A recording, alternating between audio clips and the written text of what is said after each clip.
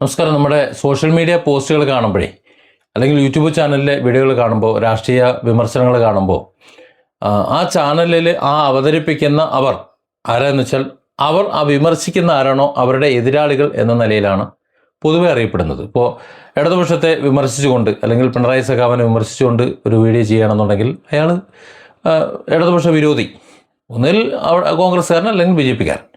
ആ നിലയിൽ അതിശക്തമായ തെറിവിളി ആ വീഡിയോയ്ക്ക് താഴെ വരും. എന്നാൽ കോൺഗ്രസിനെയാണ് നമ്മൾ വിമർശിക്കുന്നുണ്ടെങ്കിലോ കോൺഗ്രസ്സുകാരുടെ തെറിവിളി താഴെ വരും. എന്തായാലും തെറിവിളി ഉറപ്പാണ്. ഭൂരിപക്ഷം ചാനലുകളും യൂട്യൂബ് ചാനലുകളും അതുപോലെ സോഷ്യൽ മീഡിയ പേജുകളും ഒക്കെ ഏതെങ്കിലും ഒരു പൊളിറ്റിക്കൽ പാർട്ടിയുടെ അനുഭവം കൊണ്ട് തന്നെയാണ് നടക്കുന്നത്. അത് സത്യമാണ്. പക്ഷേ ഡിഫറൻ്റ് ആംഗിൾ അങ്ങനെയല്ല. ഡിഫറൻ്റ് ആംഗിൾസിനെ സംബന്ധിച്ചിടത്തോളം എല്ലാവരും വിമർശിക്കാറുമുണ്ട്, അവർ ചെയ്യുന്ന നല്ല കാര്യങ്ങൾ പറയാറുമുണ്ട്. ഉദാഹരണത്തിന് പിണറായി വിജയനെ നാഗസികാന്തം വിമർശിച്ചുകൊണ്ടാണ് അവരുടെ ഭരണകാലത്ത് പറഞ്ഞുകൊണ്ടിരുന്നത്. കാരണം ഒരു പ്രതിപക്ഷമുണ്ടെന്ന് തോന്നാത്തത് കൊണ്ട് ആ പ്രതിപക്ഷത്തിൻ്റെ പണി നമ്മൾ എടുത്തിരുന്നു. അതേസമയം തന്നെ പിണറായി സർക്കാർ നടപ്പിലാക്കിയിട്ടുള്ള ജനോപകാരമായിട്ടുള്ള വികസന പ്രവർത്തനങ്ങളായിട്ടും മറ്റ് നടത്തിയിട്ടുള്ള ഇപ്പോൾ കിറ്റടക്കമുള്ള പല കാര്യങ്ങളെയും അതിൻ്റെ നന്മകളെയും ഒക്കെ നമ്മൾ സംസാരിച്ചിരുന്നു. അപ്പോൾ ഇത് രണ്ട് വീഡിയോ കാണുന്നവർക്ക് മാത്രമേ അത് മനസ്സിലാവുള്ളൂ, നിഷ്പക്ഷമായിട്ടാണ് പറയുന്നത് എന്ന്. അതേസമയം തന്നെ രാഹുൽ മാങ്കൂട്ടത്തിനെതിരെ അതിശക്തമായി പ്രതികരിച്ചിരുന്നു. എന്നാൽ രാഹുൽ മാങ്കൂട്ടത്തിനെ വളഞ്ഞിട്ട് ആക്രമിക്കുന്നതിനെതിരെ സംസാരിക്കുകയും ചെയ്തിരുന്നു. ഇത് രണ്ടും ഒരു വീഡിയോയിലായിരിക്കില്ല എന്ന് മാത്രം. വ്യത്യസ്ത വിഷയങ്ങളാകുമ്പോൾ ആ വിഷയത്തിൽ ആരുടെ ഭാഗമാണ് ശരി അതാണ് സംസാരിക്കുന്നത്. അങ്ങനെയാണ് ഇവിടെ ഇടതുപക്ഷത്തിൻ്റെ ആ ഭരണ മികവ് നിർമ്മാണ മേഖലയിലാണ്. അതങ്ങനെ തന്നെ പറഞ്ഞിട്ടുണ്ട്.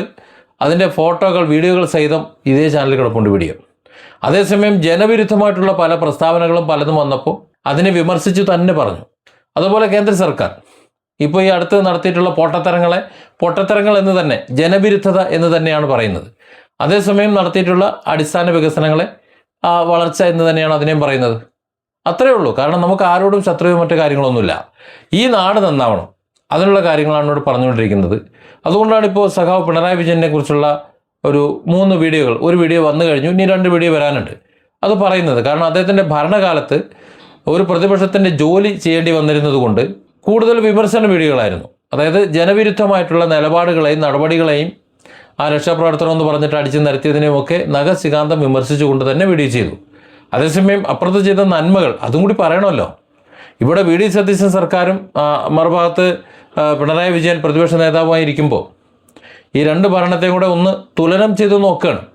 അതുകൊണ്ടാണ് സഖാവ് പിണറായി വിജയൻ എന്ന പഴയ മുഖ്യമന്ത്രി, എക്സ് മുഖ്യമന്ത്രി തൻ്റെ ഭരണകാലത്ത് എങ്ങനെയാണ് പ്രവർത്തിച്ചിരുന്നത് എന്നുകൂടി ഒന്ന് അവലോകനം നടത്തുന്നത്. അതുകൊണ്ടാണ് ആ 3 വീഡിയോ ചെയ്യാമെന്ന് വയ്ക്കുന്നത്. സഖാവ് പിണറായിയുടെ വിമർശനങ്ങളും എതിർപ്പുകളും ഒക്കെ ഉണ്ട്, സംഗതിയൊക്കെ ശരി തന്നെ. അതൊക്കെ തൽക്കാലത്തേക്ക് ആ വീഡിയോകളിൽ നിന്ന് അത് മാറ്റിവെക്കുകയാണ്. എതിർപ്പുകൾ മാറ്റിവെച്ചിട്ട് ചെയ്തിട്ടുള്ള നല്ല കാര്യങ്ങൾ, ജനോപകാരമായ കാര്യങ്ങൾ അത് ഒന്ന് പറയാൻ ശ്രമിക്കുന്നതാണ്. അതിനർത്ഥം അദ്ദേഹത്തെ വിമർശിക്കില്ല എന്നൊന്നുമല്ല.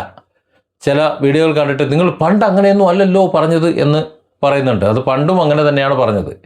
അതായത് ഓരോ സന്ദർഭത്തിലും ഓരോന്നിനെ കുറിച്ച് പറയുമ്പോൾ അതിൽ എന്താണ് ശരി അതിനെയാണ് നമ്മൾ, അല്ലെങ്കിൽ എന്താണ് വേണ്ടത് അതിനെക്കുറിച്ചാണ് നമ്മൾ സംസാരിക്കുന്നത്. അത്ര തന്നെ കരുതിയാൽ മതി. അതായത് സഖാവ് പിണറായി വിജയനെ കുറിച്ചോ VD സതീശനെ കുറിച്ചോ ഇനി പ്രധാനമന്ത്രി നരേന്ദ്രമോദിയെക്കുറിച്ചോ നമുക്ക് ദേഷ്യവുമില്ല, വിദ്വേഷവുമില്ല, പകയുമില്ല. കാണിക്കുന്നത് മോശമാണെന്നുണ്ടെങ്കിൽ, മോശമാണെന്ന് തോന്നിക്കഴിഞ്ഞാൽ അത് മോശമെന്ന് തന്നെ പറയും. ഇനി നല്ലതാണെന്നുണ്ടെങ്കിൽ മറ്റാരൊക്കെ എങ്ങനെയൊക്കെ താഴെ വന്ന് തെറി വിളിച്ചിട്ടും കാര്യമില്ല, നല്ലതാണ് എന്ന് തന്നെ പറയും. 2 ഭാഗങ്ങൾ കൂടി സഖാവ് പിണറായിയെക്കുറിച്ച് പറയാനുണ്ട്. കാത്തിരിക്കുക, സബ്സ്ക്രൈബ് ചെയ്ത് കാത്തിരിക്കുക. നിങ്ങളുടെ പിന്തുണ നമുക്ക് ആവശ്യമുണ്ട്.